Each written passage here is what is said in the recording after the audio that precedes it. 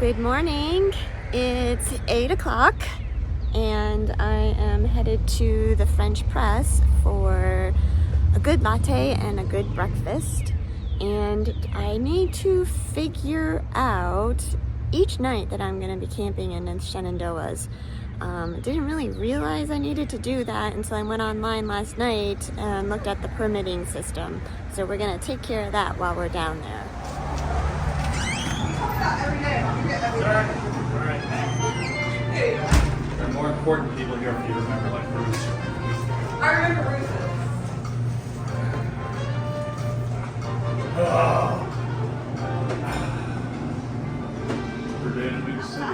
That's Bruce. Okay.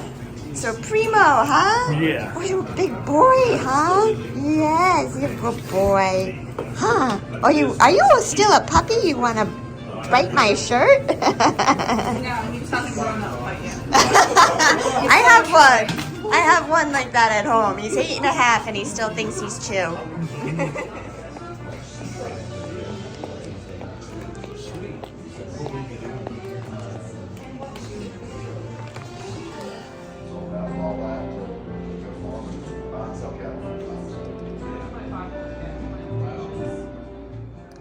It's actually a little chilly here this morning. Kind of glad I'm not on the trail in my new lightweight sleeping bag. Okay, feeling a little better. I got my itinerary figured out for Shenandoah National Park. We have to put estimated camping locations on the online permit. So that took a few minutes of figuring out, but I got it done. And I actually got the next section done as well when my girlfriend is with me. And I also was able to kind of figure out how much food I can get on trail so that I can cut out some of the weight from my food bag.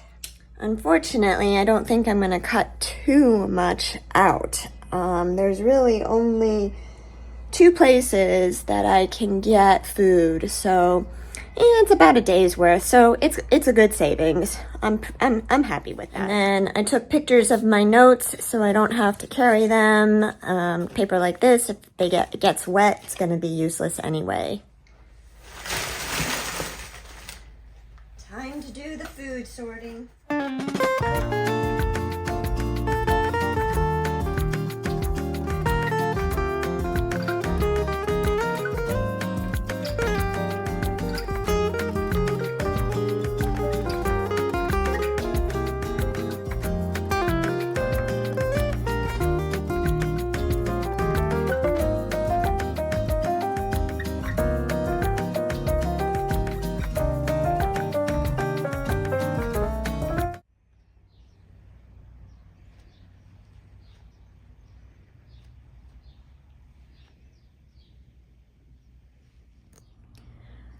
I guess you could say that I'm stalling right now in sorting out my food and getting my new kit all together. So I decided I'm just gonna take a little break, and I know that I have been saying that I'm gonna get to more of my background, and since my girlfriend is going to be joining me soon, I figured I probably should get it done before you meet her because she's a big part of my background. I mentioned her before. We've decided her trail name is going to be UBFF, UBFF. It's an acronym for Ultra Best Friend Forever. So that's her trail name. And she has been my partner in crime in some of my background. I would say the highlight of my athletic career, if you want to call it that. So I think I left off by saying that I started getting into trail running in my mid to late 30s. And into my 40s. So I had probably about a 7 or 8 year stint, and where I was heavily involved in it and going strong. So I did a multitude of races, and after that 50K, started running a lot of 50-mile races, and eventually I ended up completing 3 100-mile races. And I'm talking about this not to toot my own horn. I mention it because it brought me to a point that kind of dictates how I'm trying to do this hike. And I think I've expressed that throughout my videos. I did do 3 100-mile races. The first one was called Burning River, and it started in Willoughby Heights, Ohio, which is just outside of Cleveland, and it finished in Cuyahoga Falls. And it was a very challenging race. It took me 27 hours to complete. And if you don't know what a 100-mile trail race is all about, it's very different than through hiking. You cover the distance in one go without sleeping. Of course, you can take a nap if you want to, and people do that. But I did it with Sarah. With Oomph. And she was steadfast that we could run the whole thing together, 100 miles. And I kept telling her, no, it's not possible. And for the most part, we did do that. I think she went ahead of me for like maybe the last 5 miles of that race. My feet were blistered to heck. It was a tough experience, but we did it. And my second race was also with Oomph, and that was the Vermont 100. And I really think that this was the absolute high point of my athletic trail running part of my life. She and I did that race, and we totally crushed it to the point where we knew that we could never do that race again because it could not be perfected any better than that day. And so we buckled, which means that you finish a race under 24 hours. And our time on that race was 22 hours, 22 minutes. It was an absolute blast, best experience of my life, even though I threw up after I was done. And then I went alone and did another 100-mile race that same year, just a few months later. And that was the Bear 100 out of Logan, Utah. And that was a miserable 32 hours experience. It was a mountainous race, so it definitely was going to take longer, but I just fried myself to the core on that one. I was completely trashed when I was done. And it really began the start of my overtraining syndrome, which leads me to where I am today. So after that race, I didn't do much long distance racing. I really was heavily hit with fatigue. And also I tore my ACL during that time. My hamstrings were really messed up. And then we moved to California. I had ACL surgery before we left. I recovered from that. And I think I did one more 50-mile race in Northern California outside of San Francisco. It was called the Headlands 50. And I think that kind of ended my trail running, racing, long distance experience. I started dabbling in triathlon after that. So I did a lot of swimming and a lot of strength training and biking. And I kind of fell into the same thing all over again with overtraining. I was trying to train for a full Ironman at Lake Tahoe, And 10 minutes before the gun went off at Lake Tahoe, the race was canceled because of smoke from a nearby fire. I was still overtraining. And around this time, I also learned that I had hypothyroidism, which I really think was dormant in me because it is a hereditary thing, and the excessive fatigue and stress that I was putting my body through kind of caused that to come to the forefront. At the same time, I was also going through menopause, and I was just really a mess, just really super tired.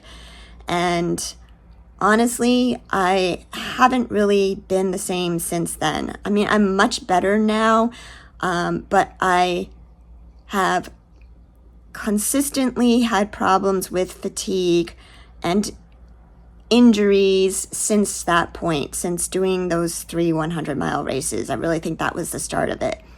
So I mention all of this just to give you an idea of where I am now and why I'm so focused on making sure that I don't overdo things and that I have time to heal my injuries, because I just don't really feel like I've bounced back 100%.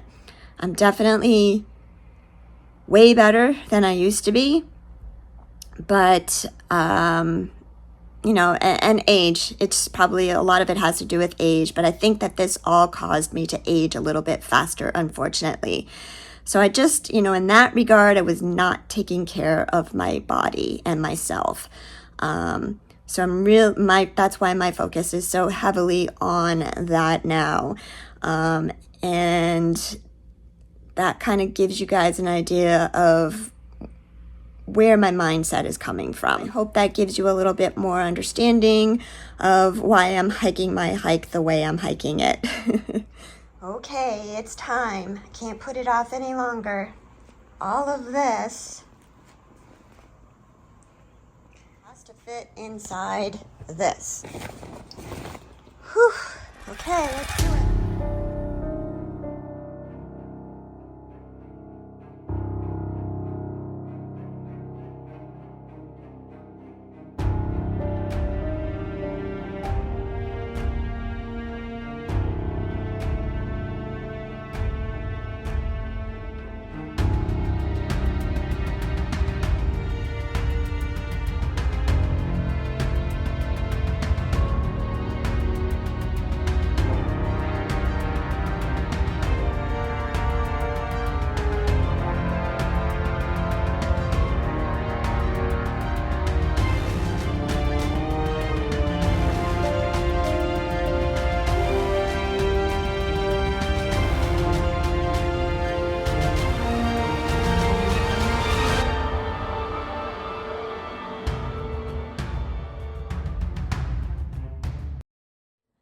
Okay, so I did it.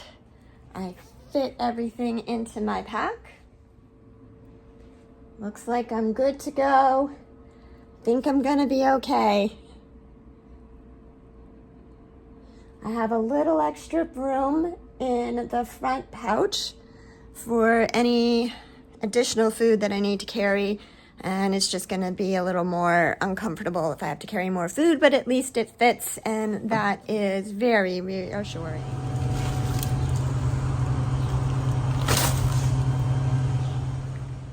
I wish there was a scale to weigh my new pack, but there isn't. I'll have to guesstimate. He stopped working. There you go. Thank you.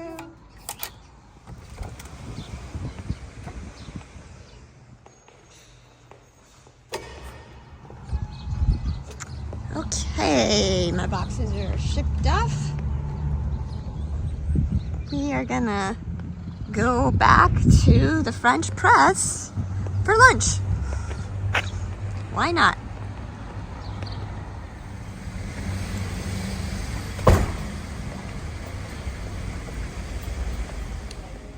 You guys are probably so sick of seeing all the food that I'm eating, but I just have to say, Waynesboro has good food. So 2 restaurants I've been to so far, 4 meals, and everything has been excellent and so much healthier than gas station fried food. Okay, so I'm back in my room now. I have been to a Walmart, and I actually just ended up buying some raspberries and a banana for a little snack this afternoon and breakfast in the morning. Check to see if they had any Picardin bug spray, because the sprayer on the bottle I have wasn't working. They didn't have any, so I googled how to clear a clogged sprayer, and it's now spraying. So that was an expense saved, and running around that I don't need to do, because I would have had to go back up to Rockfish Outfitters, and that would have required a shuttle, because it's a long walk. I think it's 1.5 miles there, and then of course back. So crisis diverted. Sadly, the visit that I was trying to plan with my honey in DC has fallen through. Our dog sitter is not available that weekend, and we're going to have to wait now until I get to either Massachusetts, Vermont, or New Hampshire. But the good thing is now Michael can come and visit me with my doggies. So I dropped down to a 30-degree bag. It is still a down bag, and when I say bag, it's actually a quilt, and this is what this quilt looks like. This is an enlightened equipment revelation. So it's open. It's only got a small zipper, and this part is open in the back, and then these straps go around your sleeping pad so that you can keep it from getting drafty.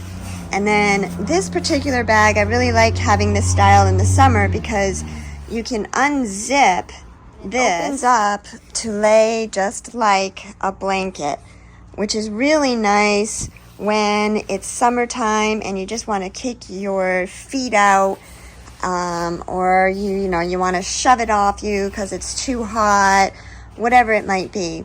I found last summer that I used it both ways quite a lot. This is also why I'm not sure if I need the liner. The liner, because that eliminates the ability of sleeping with it like a blanket.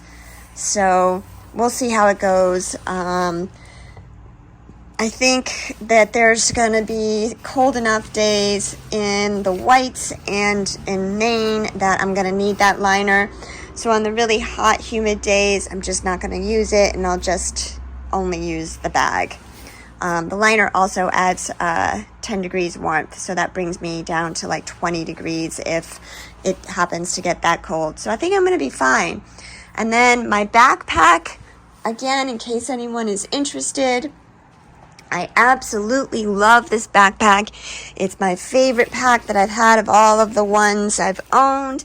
It's a Waymark gear backpack, and this is the Evolve, and it's spelled EVLV Ultra, and it's a 40-liter backpack. Just to let you know, the gear that I ended up sending home were my my down puffy, my red down puffy. I still have my synthetic jacket, my sleep shirt, I changed out my rain jacket to a Patagonia helium jacket. It's more like a windbreaker than a rain jacket, but I found that when I'm wearing that poncho, I really don't need much else underneath it. So this will just be an added layer of protection. Again, I tried that last year and it ended up working out pretty well. I was pretty happy with it. Basically, long underwear from my Patagonia thermal weight capsuline underwear to some Montbell ultralight merino pants. So they're super light and much thinner. And I think that's about it that I sent home. I've kept, like I said, my, I did send home the rain mitts. I decided to not mess with them. I sent them home, and I sent home one of the 3 massage balls that I have been carrying. I just wasn't using the middle-sized one. Okay, y'all, I spared you more food photos. But in closing for today, all I can say is that Waynesboro stood up to my tough standards for a 0 and excelled. This was probably the best Nero 0 combination I had of all my stays so far on the AT in 73 days. It starts at the core with the motel, the Quality Inn, which is within walking distance of a number of really good restaurants. They have laundry. The inn is clean, well kept, well cared for, and reasonably priced. And it is an easy place to catch a ride into town, organize a ride with a shuttler, however you choose to get into town. All the amenities are within walking distance of the Quality Inn, including a grocery store. So I highly recommend Waynesboro as a place for you to 0. And with that said, good night. See you on the trail in the morning. Bye.